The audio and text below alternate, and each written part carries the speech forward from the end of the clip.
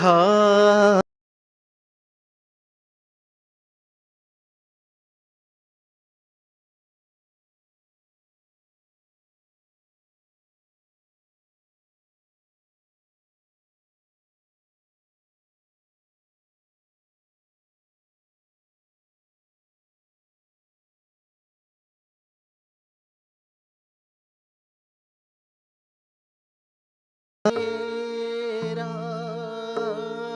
जाना रूप धर मेरा जाना रूप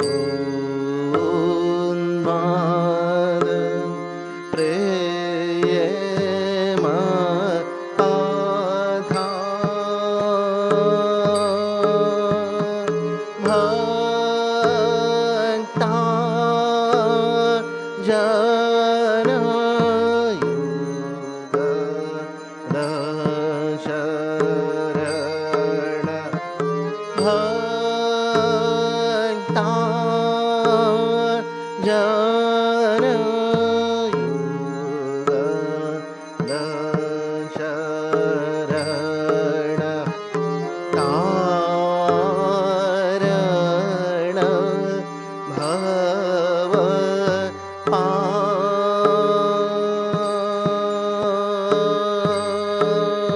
pajam yoga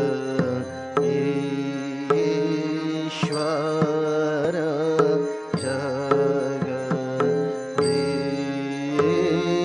jagadishvara yoga saha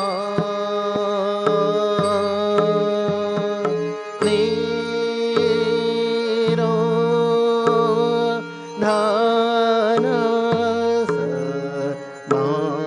samahita mana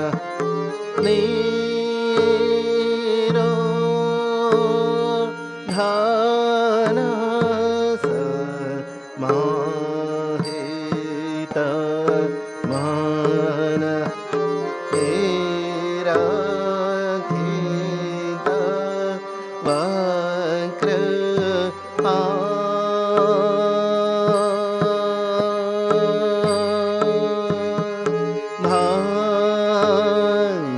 bhajanam dukha prana pana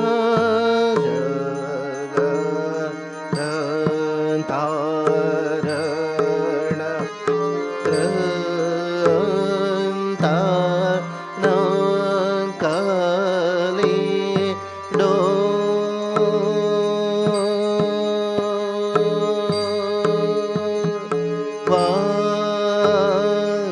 vanchanam kamam kanchana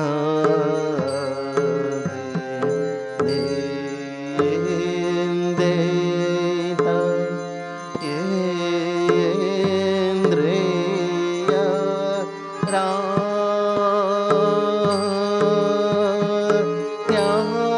tyagi shvara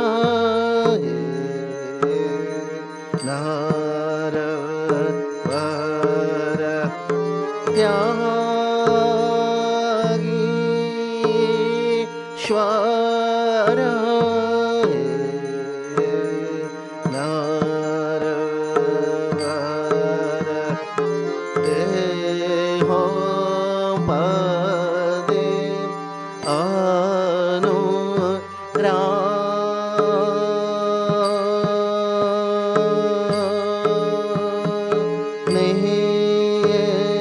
nirbhaya gata samshaya dridham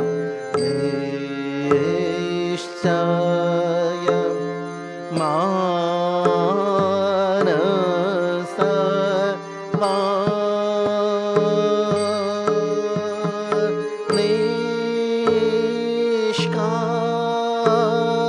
nishkarana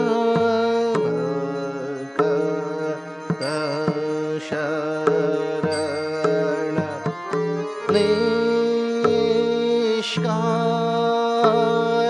nishkarana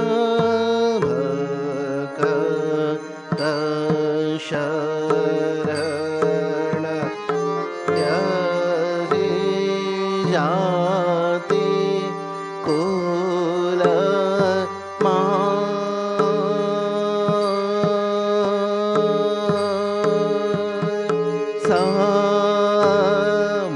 sampada tava shripada bharam pushpada vari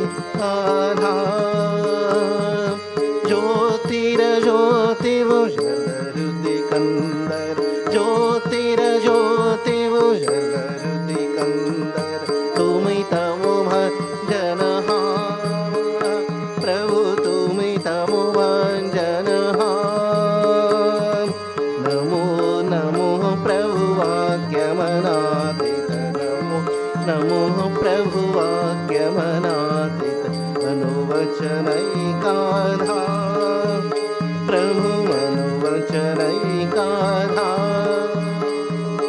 ज्योतिरज्योतिभुजलरुतिकन्दर ज्योतिरज्योतिभुजलरुतिकन्दर तुमि तमो भञ्जनः प्रभु तुमि तमो भञ्जनः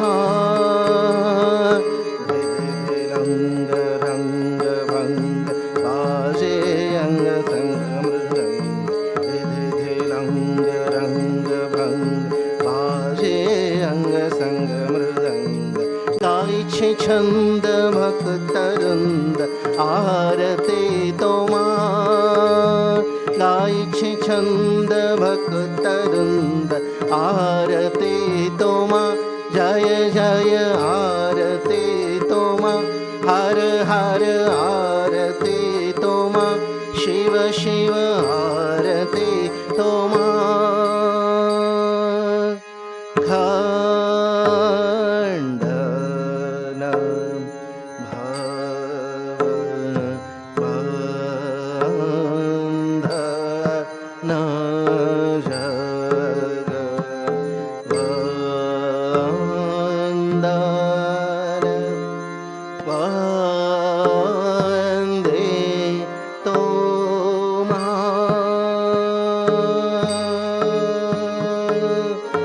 जय श्री गुरु महाराज की जय।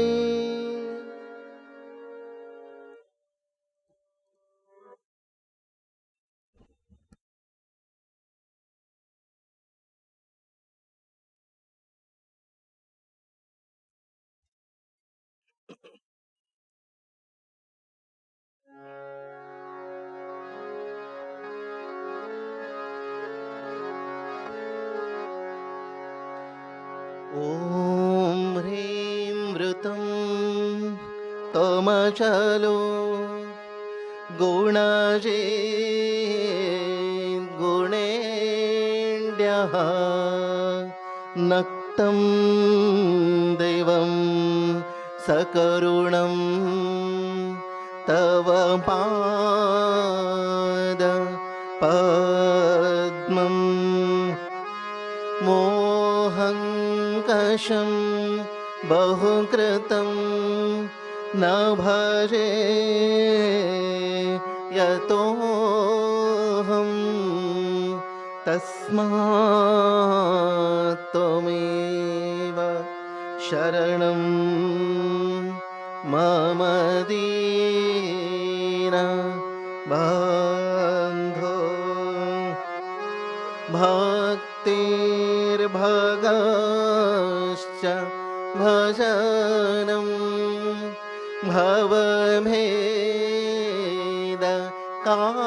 भवभेदकारी गच्छन्त्यलं सुविपुलं गमनाय तत्त्वं वक्त्रोद्धृतोऽपि हृदये न मे भाति किञ्चित् तस्मात् त्वमेव शरणं मम दीन बन्धो तेजस्तरन्ते तरसा त्वयि तृप्त तृष्णाः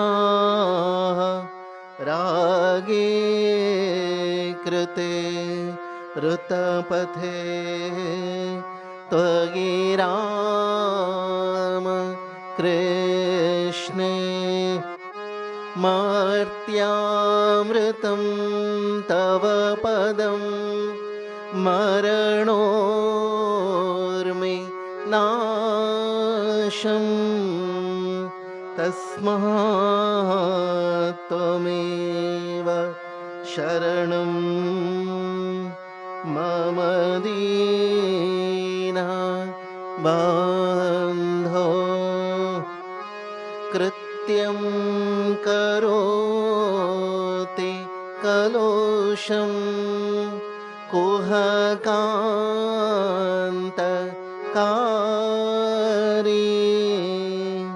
श्नान्तं शिवं सुविमलं तव नाम नाथ यस्मादहं त्वशरणो जगदेकगम्या तस्मात् त्वमेव शरणं मम दीना बन्धो ॐ स्थापकाय च धर्मस्य सर्वधर्मस्वरूपिणे अवतार वरिष्ठाय रामकृष्णाय ते नमः। ॐ नमः श्री भगवते रामकृष्णाय नमो नमः। ॐ नमः श्री भगवते रामकृष्णाय नमो नमः। ॐ नमः श्री भगवते रामकृष्णाय नमो नमः।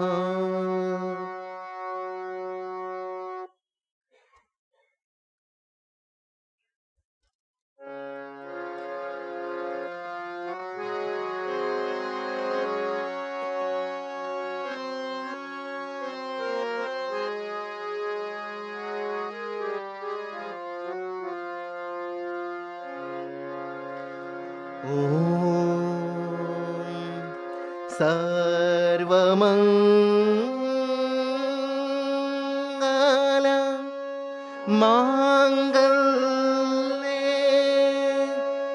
शिवे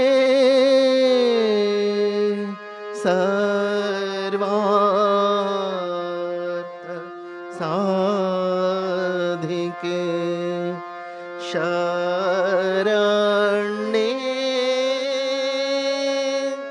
त्र्यम्बके गौरी नारायणे नमोस्तुते। सृष्टि स्थिति विनाशानां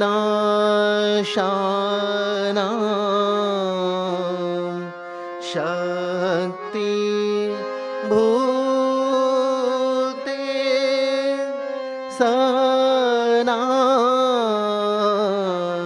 सनातने गुणाशये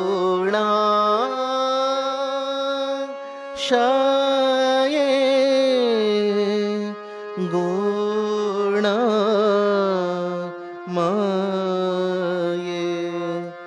नारायणे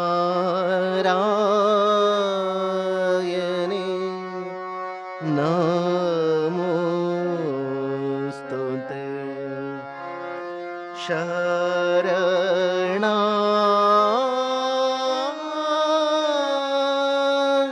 शरणागत दीनार्त परित्राण परायणे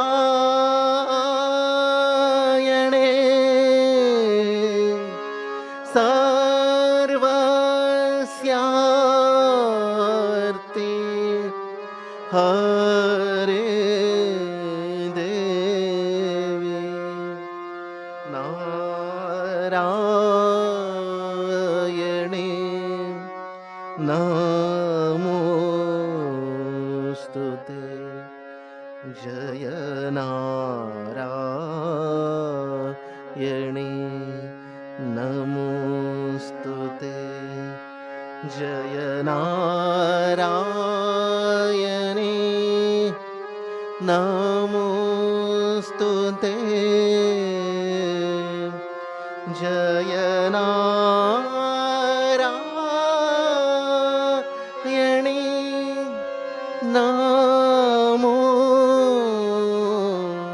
नमोस्तुते जय नारायणे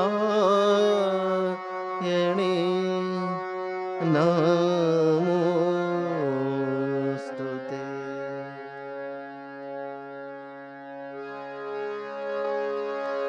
जय महामाये की जय जय भगवान श्री रामकृष्ण देव की जय जय स्वामी जी महाराज जी की जय।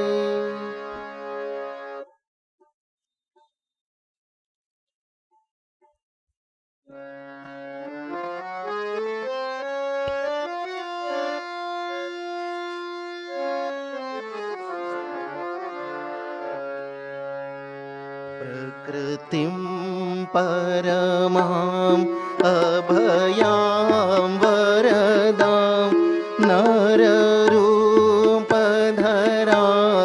जनतापहरा शरणागत सेवकतोषकरीं प्रणमामि परा जननी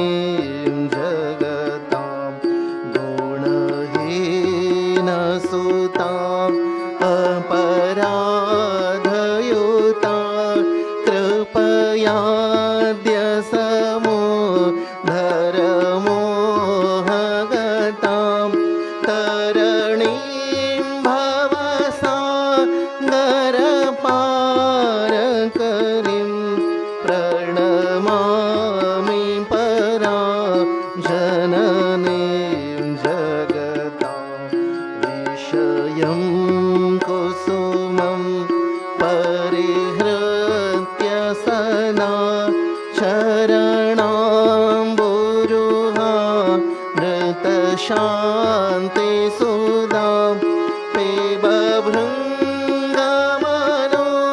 भवरोगहरा प्रणमामि परा जननी जगतां कृपां कुरु महादेवी सुतेषु प्रणतेषु च चरणाशयदानेन कृपामयि नमोस्तुते लज्जापटावृते नित्यं शारदे ज्ञानदायिके पापेभ्यो न सदा रक्ष कृपामयि नमोस्तुते रामकृष्णगतप्राणां तन्नाम श्रवणप्रियां तद्भाव रञ्जिताकारां प्रणमामि मुहुर्मुहुः पवित्रं चरितं यस्याः पवित्रं जीवनं तथा पवित्रता स्वरूपिण्यै तस्यै कुर्मो नमो नमः देवीं प्रसन्ना प्रणतात्रिहन्त्रीं योगीन्द्रपूजा योगधर्मपात्रीं तां शारदां भक्ति विज्ञानदात्रीं दया स्वरूपा प्रणमामि नित्यं श्रीहेन भद्रासि मनोस्मदीयं दोषानशेषान् सगुणीकरोषि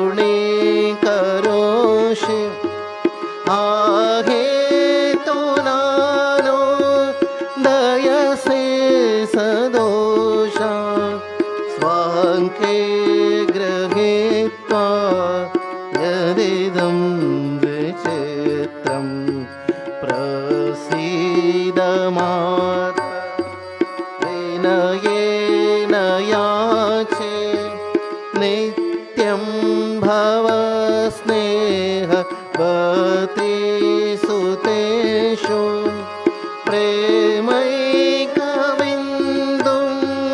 क्षीरदग्धचित्ते विषिञ्च चित्तं कुरु न सुशान्तं जननीं शारदा देवीं रामकृष्णं जगद्गुरुं पादपद्मे तयो श्रित्वा प्रणमामि मुहुर्मुहुः प्रणमामि मुहुर्मुहुः।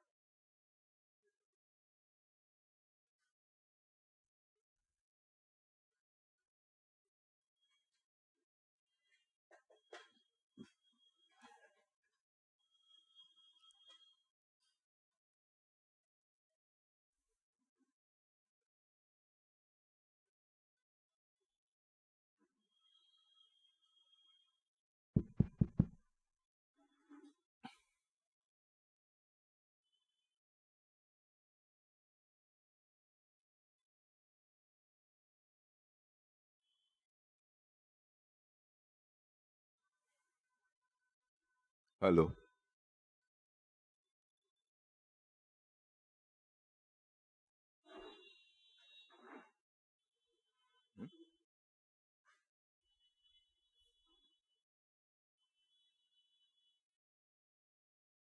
Namashri Yatirajaya Vivekananda Sure Satchit Sukhasvarupaya Swamine Tapaharine. Okay, so we start with a new lecture of Vivekananda today, Unity and Diversity. This too is actually, it's a follow-up lecture of the previous one, and parts of it are certainly expositions of the Kathopanishad. So in the previous lecture, realization, it was the first adhyaya, the first adhyaya, 3 chapters of it, which were freely translated and a discussion given by Vivekananda. This one is the second half of the Kathopanishad. And he starts with a free translation of the first verse of the second chapter. The self-existent one projected the senses outwards, and therefore a man looks outward, not within himself. A certain wise one, desiring immortality, with inverted senses, perceived the self within. As I have already said, the first inquiry that we find in the Vedas was concerning outward things, and then a new idea came that the reality of things is not to be found in the external world, not by looking outwards, but by turning the eyes, as it is literally expressed, inwards. And the word used for the soul is very significant. It is he who has gone inward, the innermost reality of our being, the heart center, the core, from which, as it were, everything comes out, the central sun of which the mind, the body, the sense organs, and everything else. Here is how it goes, and this is the first one. Paranchi khani vyatrinat swayambhu tasmat parang pashyati nantaratman kaschit dhira pratyagatmanamaikshat avritta chakshu amritattvamichan. Parangchi. I think we have, I don't know whether I've mentioned this, but in a conversation, one of our former presidents, Swami Ranganathananda, who was very fond of expositions of the Upanishads. So he used to say this parak. Parak means outward. It's as if the finger points outwards, and this finger pointing towards the that is the parak. And that same finger turning inwards is pratyak.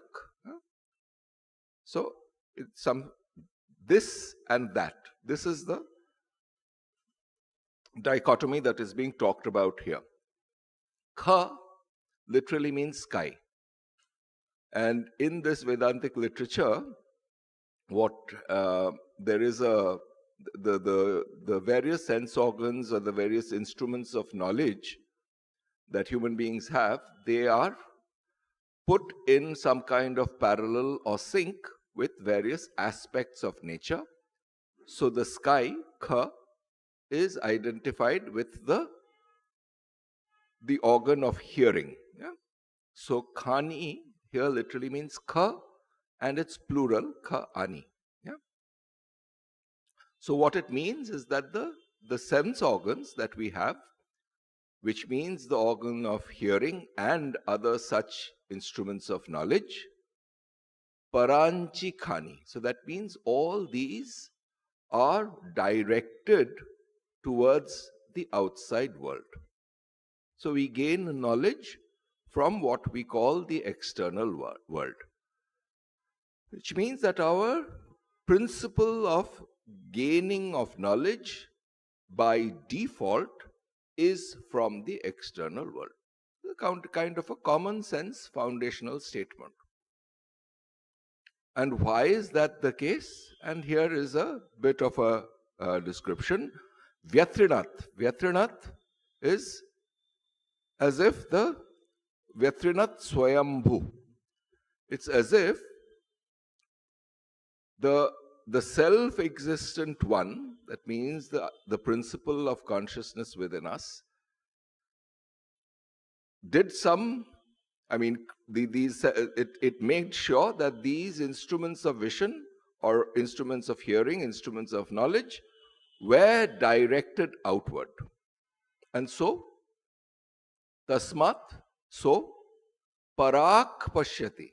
Paranchi khani, that same parak again, tasmat parak pashyati. Therefore, all human beings, all animals, all beings, look at the outside world for knowledge. Tasmat parak pashyati, but not inward, not towards the core of their beings. Na antaratman. Antaratman, again, it does not mean some mystical reality, but the essence of one's being, which is hidden in the core of one's inner psyche. But is that, yes, this is a general rule. Are there no exceptions? And the second sentence points that out. Kaschit dhiraha. A rare individual equipped with dhi. Dhi means steady intellect, steady penetrating intellect. By intellect, I just don't mean the rational faculty, but the faculty which unifies feeling, thinking, and willing. Kaschit dhira, a rare one, pratyakatmanamakshat, desiring to know the opposite, which means the pratyak, the subjective reality, the core subjective reality. The essence of his, desiring to know the essence of his or her own existence. Pratyagatmanam aikshat. Aikshat means desire or see or saw. Pratyagatmanam aikshat. Or so desiring to see this core, saw it. I mean, saw it does not mean with eyes, but understood it, grasped it. How? Avritta chakshu. And this is what Vivekananda has translated as turning the senses inward, which means this principle of knowledge that functions through the senses. This person of steady wisdom, did what? He extracted from these fragmented sources of knowledge the core principle which goes through all these and gathers knowledge, and directed inwards towards his or her own being. Desiring what? Amritattvam icchan. Kaschid dhira pratyagatmanam aikshat avritta chakshu amritattvam icchan. Impelled by what? Impelled by this desire for immortality.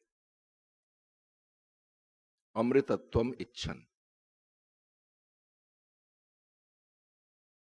Again, this is not to be understood in any mystical or theological sense, but to be understood in terms of something common in our human experience.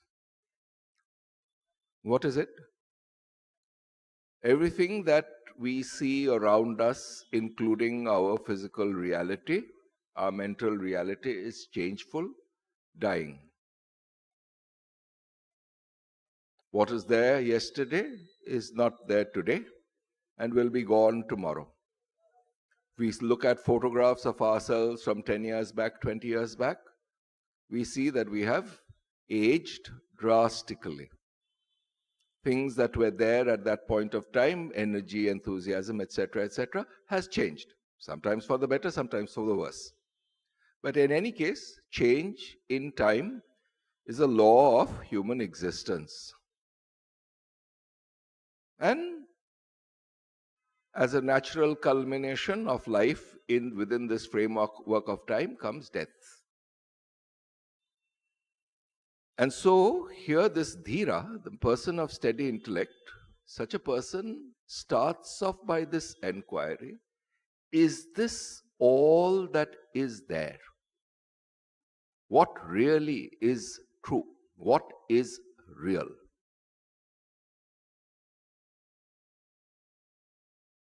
And is everything then subject to change and hence death? This is what mortality is about. Mort means death. So is there something which is not subject to change? Is there some aspect of our being which is not caught up within this framework of time, space, and causation? That aspect, if it is real, is what we call, grasping that with our whole being is what we call immortality. Not conflating it with the aspect of our being which is mortal, which means our physical existence, our mental existence, things which are changeful. But is there some aspect which is changeless? Which is a more precise version of the question, is this all that is there? And a dissatisfaction with reality as we know it through our sense organs and our instruments of knowledge. What does such a person do when this dissatisfaction with these fragmented pieces of knowledge becomes a driving force in one's life? Simultaneously, this desire for something beyond all of this, beyond change. Changeless is the same thing as not caught within the framework of time, which in more emotive language is described as immortality. Understood this way, it becomes more of a common sense question, which means essentially asking ourselves, is there an aspect of my own being which is not caught up in change? This is the desire, this is the wish that impels this query. Just as the lack of knowledge about the physical nature drives us towards various avenues of inquiry, so also this dissatisfaction with limited pieces of knowledge drives us to ask ourselves, is there an aspect of our being which is not caught up within this broad framework, which is what we take in a common sense way to be all of reality? In other words, what it is saying is that, is this common sense perception of reality all that is real? Or is there something more? Is there something more?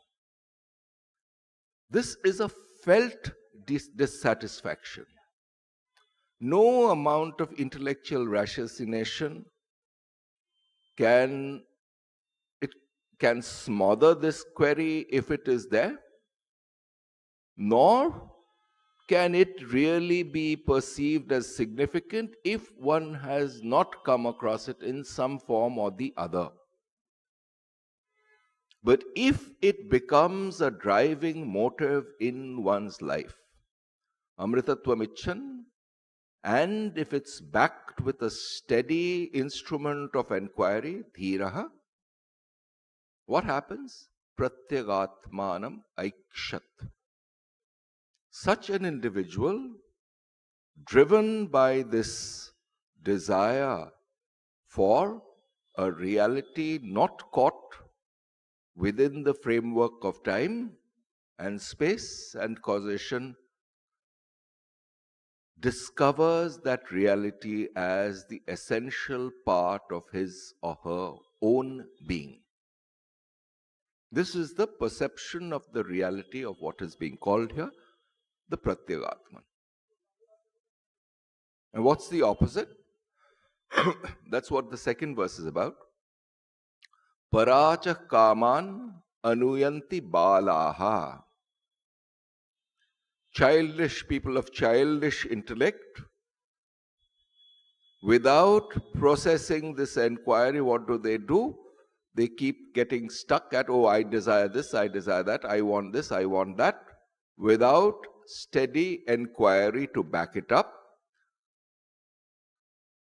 Where do they land? Te mrityo yanti vitatasya pasham. People devoid of this steady intellect, devoid of this steady inquiry, where do they land up? These are the people who get enmeshed. Pasha. Pasha is this. There is this mythological description of Yama, the god of death, with this noose in his hand. It's a complete anthropomorphism, but it actually symbolizes the reality that anything that is changeful is going to change and die in the way we understand death. It's going to lose its present existence. This loss of present existence is what is being called death. And this changefulness is being called a pasha. That means it's a vitata. Vitata means extended, spread all over the world. All our perceived reality is subject to change and hence subject to death, subject to extinction in its present form. All that is changeful. Hence, all that we covet in our common sense existence. And therefore, desiring things within that changeful existence, what happens? We identify ourselves with that changeful reality. Hence, because we identify ourselves with something that is changing, immediate consequence is that because I have identified myself with that which is changeful, I am subject to death. So, this is what is being called essentially the unenquiring mind, which does not bother to ask, is there a reality beyond change? And no, this is all there is, and then we catch hold of one, move on to another, etc., which means basically we are subjecting ourselves and identifying ourselves with reality in the sense that that is that which is changeful. And we are not bothering to ask whether if there is something that is changeless. And if our common sense instincts tell us that the only reality is that which is changeful, then immediately the consequence is that I am therefore subject to death. Having understood this, in a certain sense, pathos, tragedy of the human existence, atha dhira, and therefore somebody who has the spirit of inquiry awakened, amritatvam viditva, with that inquiry understands the principle of immortality, which means the principle of our existence, not caught up in change. Having known it, amritatvam viditva, dhruvam, changeless, adhruveshu, in that which is changeful, iha, here, na prarthayante, does not covet.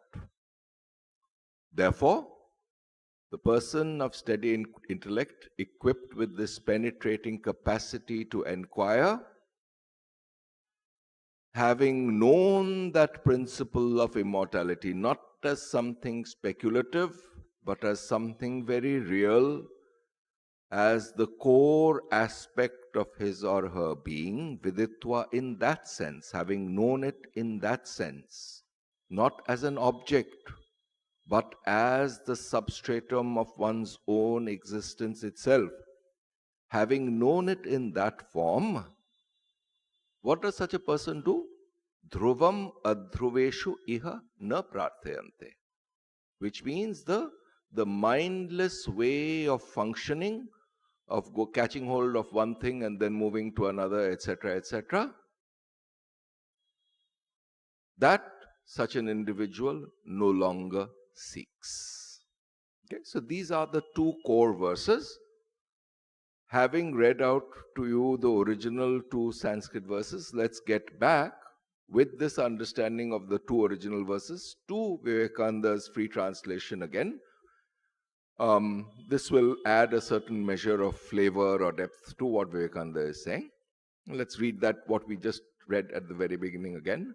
The self-existent one, Swayambhu, projected the senses outward, Vetrinath. And therefore a man looks outward, not within himself. Tasmat parak pashyati na antaratman. A certain wise one, kaschit dhira, desiring immortality, amritatvam icchan, with inverted senses, avrita chakshu, perceived the self within. Pratyagatmanam aikshat. See, this is how he has freely translated. And then he says, it's Vivekananda's own words, as I have already said, the first inquiry that we find in the Vedas was concerning outward things, and then a new idea came that the reality of things is not to be found in the external world, not by looking outward, but by turning the eyes, as it is literally expressed, inward. And the word used for the soul is very significant. It is he who has gone inward. This is this Pratyak Atman. Yeah? That's what is being referred to. The innermost reality, not of something else, but of our own being. The heart center, the core, from which, as it were, everything comes out.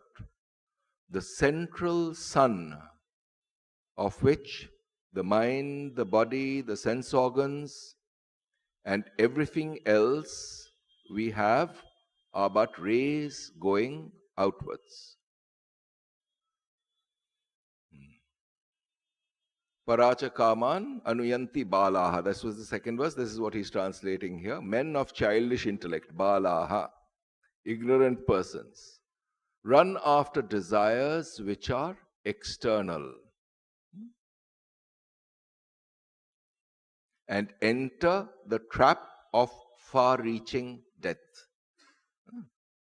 Mrityoryanti vitatasya pasham.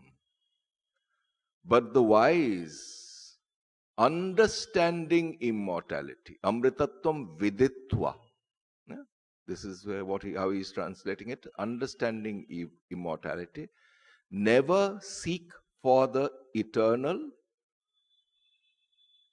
in this life of finite things. Dhruvam adhruveshu iha na prarthayanti. So this is the free translation that he has made of the first two verses. Okay. Then he starts giving his own rendering, his own understanding. The same idea is here made clear that in this external world, which is full of finite things, it is impossible to see and find the infinite. The infinite must be sought in that alone which is infinite, and the only thing infinite about us is that which is within us, our own soul. Neither the body, nor the mind, not even our thoughts, nor the world we see around us are infinite. The seer, he to whom they all belong, the soul of man, he who is awake in the internal man alone is infinite. And to seek for the infinite cause of this whole universe, we must go there. In the infinite soul alone, we can find it. And this is another verse. I mean, we'll come to this. See, what is being said here is, in some sense, what is the principle of limitation? What is the principle of finiteness? Not as an abstract intellectual construct, but as part and parcel of our faculties of perception, of our psyche.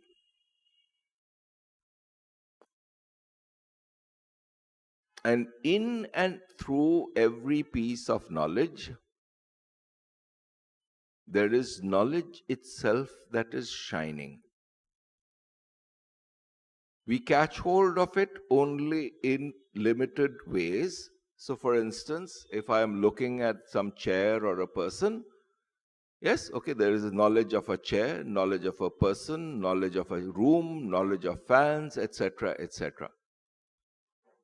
But what is common to all these various perceptions is this principle of knowledge itself. Does it get limited?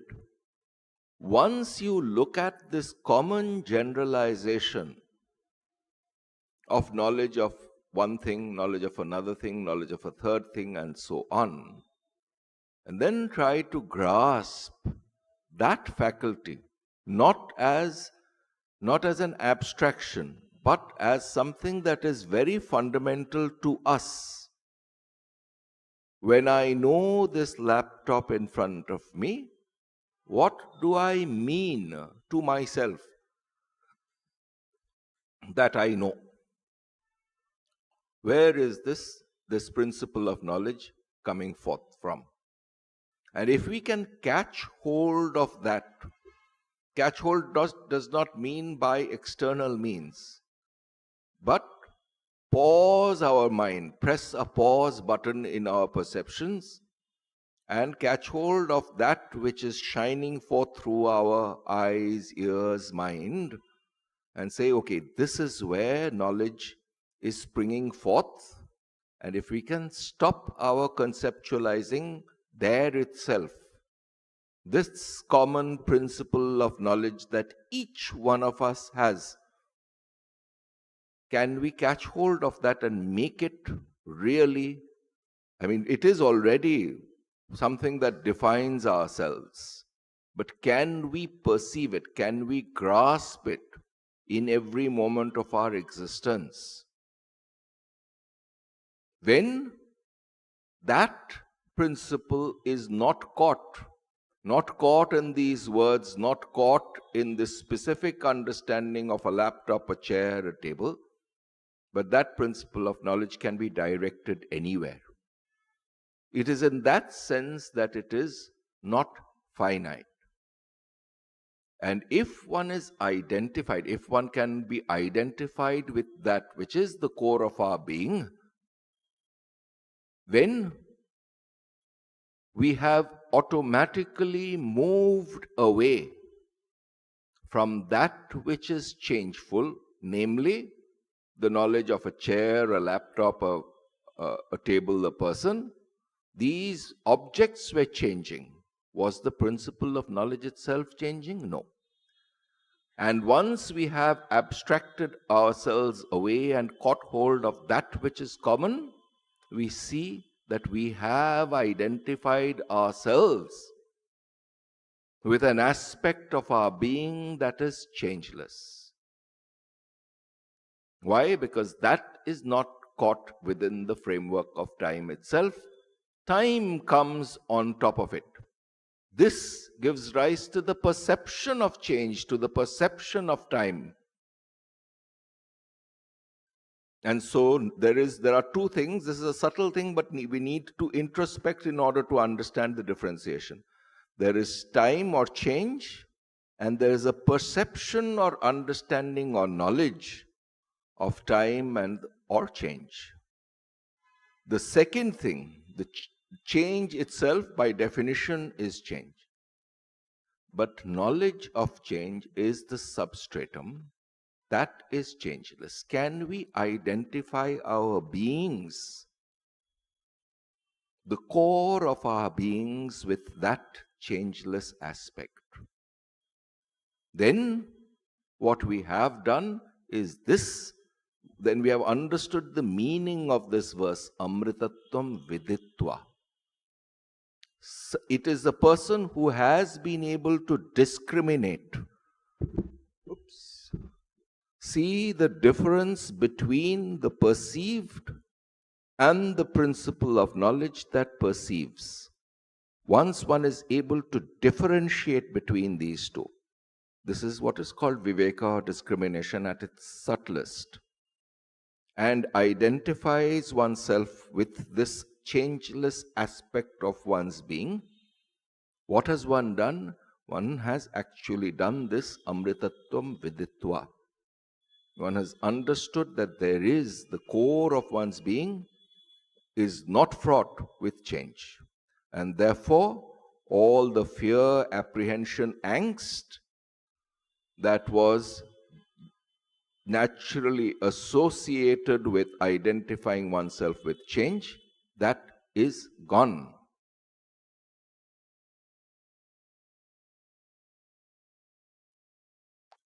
We'll come back to this, but there is a beautiful verse here which I cannot resist quoting, and then we'll come back to this next time. What is here is there too. Yad eva iha tad anu de.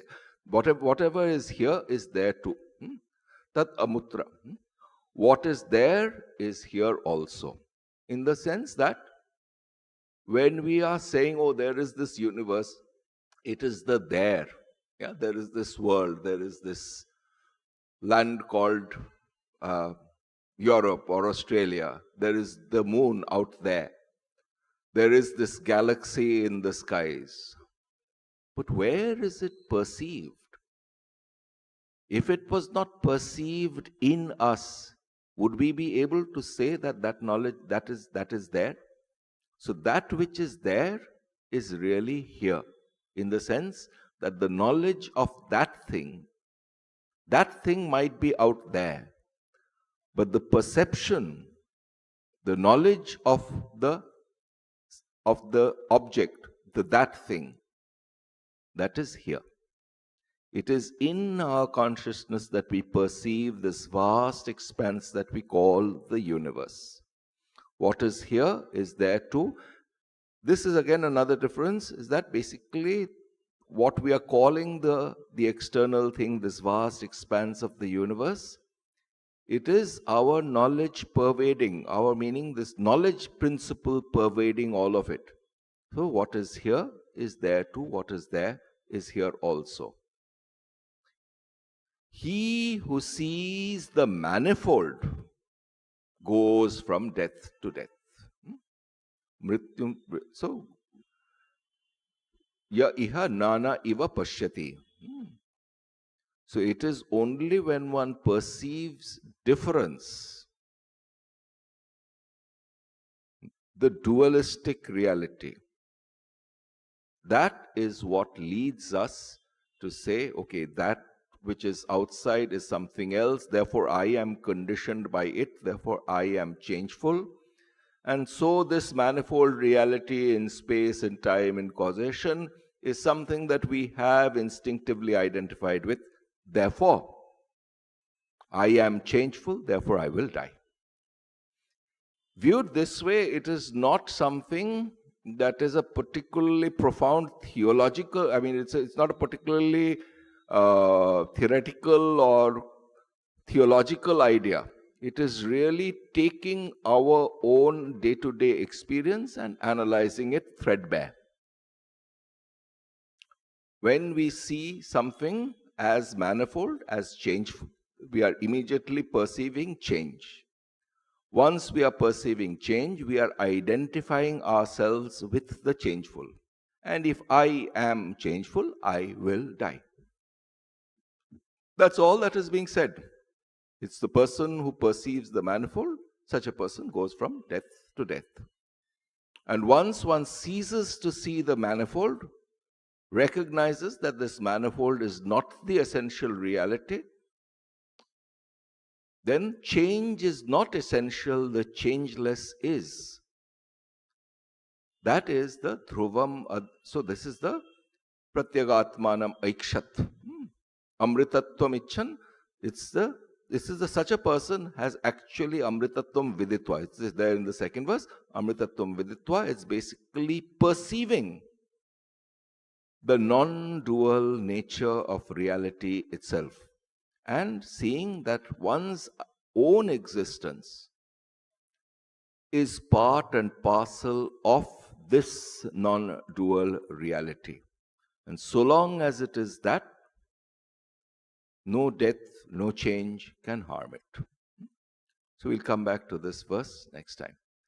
Om Shanti Shanti Shanti Harihi Om Tat Sat Shri Ramakrishna Arpanamastu.